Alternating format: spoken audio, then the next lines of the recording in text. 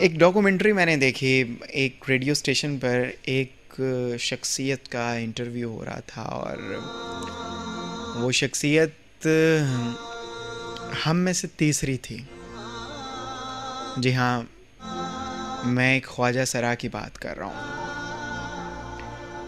جس کو معاشرہ دھتکارتا ہے، بد نظری سے دیکھتا ہے، اس کے ساتھ بے سلوکی کی جاتی ہے، اور سمجھا جاتا ہے کہ اس سے بدتر کوئی شخصیت نہیں ہے۔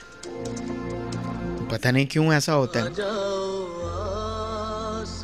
دیکھیں، ظلم کسی پر بھی ہو، بے شک آپ ایک جانور پر کر رہے ہیں، ایک پرندے پر کر رہے ہیں، یا پھر ایک شخص پر کر رہے ہیں، ظلم ظلم ہے۔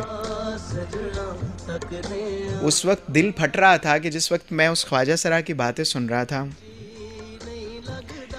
کہتے ہیں کہ ہمیں ہمارے حقیقی رشتے بھی نہیں مانتے، ہمیں ہمارے حقیقی رشتے بھی نہیں اپناتے۔ میں اس سوچ سمجھ سے، میری سوچ سے بالا تر ہے یہ بات کہ ایک شخصیت کو آپ نے جنما ہے، پھر وہ مرد یا عورت بے شک نہیں ہے، لیکن اس کے کچھ حقوق تو ہیں نا۔ آپ نے اسے کیوں پھینک دیا ہے؟ آپ نے اس کو معاشرے کے ان اکائیوں میں کیوں شامل کر دیا ہے کہ وہ اپنی بے حسی کا فائدہ دوسروں کو اٹھانے دیں؟ جہاں پر ہمارے 4 بچے پہلے روٹی کھا رہے تھے، تو وہ 5واں بھی تو کھا سکتا تھا نا۔ پھر ہم نے کیوں اس کو دور بھیجا؟ میں نے جب اس خواجہ سرا کی باتیں سنی تو میں پھوٹ رہا تھا، ٹوٹ رہا تھا، کہ کہتے کہ اگر میں کھیلتے کھیلتے لیٹ جو ہے وہ گھر پہنچتا تو میرے بھائی یا وہاں پر جو باہر جنہوں نے دروازہ کھولنا ہوتا تھا وہ دروازے کے پاس ہوتے تھے، اور آواز لگا دیتے تھے کہ ماں تو کھول دیتی تھی نا دروازہ، کہتے تھے کہ ماں خسرا آ گیا دروازہ کھول، کہ ایسی باتیں۔ اور کہتے کہ جب وہ نہ رہیں تو میں پوری رات دروازے کے ساتھ دروازہ کھٹکھٹاتے ہوئے میری گزر جاتی تھی، لیکن کوئی دروازہ نہیں کھولتا تھا۔ اور جب کوئی اپنا حقیقی، اپنا خون ایسی بات کرتا ہے تو یقین مانیے یہ وہ عمل ہوتا ہے جو کہ آپ کا دل بھی پھاڑ سکتا ہے، آپ کی شریانیں پھٹ سکتی ہیں، آپ مر سکتے ہیں۔ یہ تو اللہ نے پیدا کیا ہے نا اسے، دیکھیں وہ ذات ہے، وہ بہتر سمجھتی، لیکن کسی بھی کے ساتھ بھی ایسا سلوک کرنا آپ کو اس کی اجازت نہیں ہے۔ اگر آپ کو کہیں خواجہ سرا مل جاتا ہے تو آپ سے کسی چیز کی التجا کرتا ہے تو آپ اسے دے دیجئے۔ آپ کے 10 یا 20 روپے دینے سے آپ کے رزق میں کمی نہیں آ جائے گی۔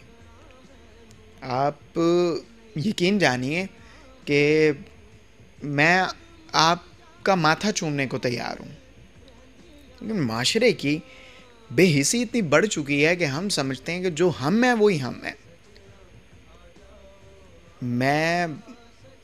آپ بھی یہ جانتے ہیں، میں بڑے اثر و رسوخ کے ساتھ یہ بات کہہ سکتا ہوں کہ اگر میں آج اے سی کے کمرے میں سوتا ہوں اور میرے پاس ہر سہولت موجود ہے، میں اگر منرل واٹر پیتا ہوں، پانی، وہ پانی جو کہ جراثیم سے پاک اور بڑا عمدہ پانی ہے، اور میں بڑے 5 ستارہ ہوٹل میں کھانے کھاتا ہوں، یا میں سیر و تفریح بڑے اعلیٰ مقام میں کرتا ہوں، لیکن میری جو آخرت ہے نا، وہ میں نے اسی قبر میں جانا ہے جس میں ایک غریب نے جانا ہے۔ میری قبر میں نہ تو کوئی ایسا آرام دہ گدا ہوگا، نہ وہاں پر اے سی ہوگا، نہ وہاں پر کوئی اعلیٰ درجات کا جو ہے وہ مجھے خوشبو لگا کر اس میں ڈالا جائے گا، یا آج میں کوئی 5,000 6,000 روپے کا پرفیوم استعمال کرتا ہوں، خوشبو اعلیٰ درجے کی لگاتا ہوں۔ اس مقام پر ہم سب نے جا کر برابر ہو جانا ہے، تو آج ہم برابر کیوں نہیں ہیں؟ بڑی کام سی بات ہے۔ وہ پانی میں بھی پی سکتا ہوں جو کہ غریب پی رہا ہے، وہ کھانا میں بھی کھا سکتا ہوں جو ایک غریب کھا رہا ہے، مجھے ایسے کھانے کی کیا ضرورت پڑی ہے کہ جو کہ مہنگے بھی ہیں اور ان میں وہ مزہ بھی نہیں ہے. یقین کیجیے یہ زمانہ ہم سے ہے، اور اگر ہم اپنے آپ کو بدل لیں گے یا پھر ایسا کوئی کام کر لیں گے نا تو اس کا فائدہ ہمیں آخرت میں ضرور ہوگا. بس یہی سوچ لیجئے کہ آج اگر میں عیش و عشرت سے زندگی گزار رہا ہوں، آج سردیوں میں میرے پاس میرے کمرے میں ہیٹر ہے اور گرمیوں میں میرے پاس میرے کمرے میں اے سی ہے، اور اگر بجلی چلی جاتی ہے تو میرے پاس یو پی ایس ہے اور اس غریب کے پاس نہیں ہے، تو وہ لوڈ شیڈنگ میں جلتا ہے گرمی کے موسم میں، اور میں پنکھے کے نیچے ایئر کولر کے نیچے بیٹھا ہوتا ہوں. تو میری آخرت وہی ہے، میں نے بھی اسی قبر میں جانا ہے جس میں اس نے جانا ہے. تو اس میں کچھ فرق نہیں ہونا چاہیے میرے نزدیک. تو خواجہ سراؤں کے حقوق ہیں ان کو پورا کیجئے.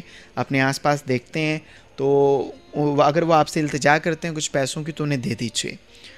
ہم ان کو خود خراب کر رہے ہیں، اگر ہم ان کو بہتری کی طرف لائیں گے تو یہ بھی بہتر ہو جائیں گے. یہ معاشرے کی بڑی اہم اکائی ہیں، ان کے حقوق دینے چاہیے ہر حال میں، جو بھی ان کے حقوق بنتے ہیں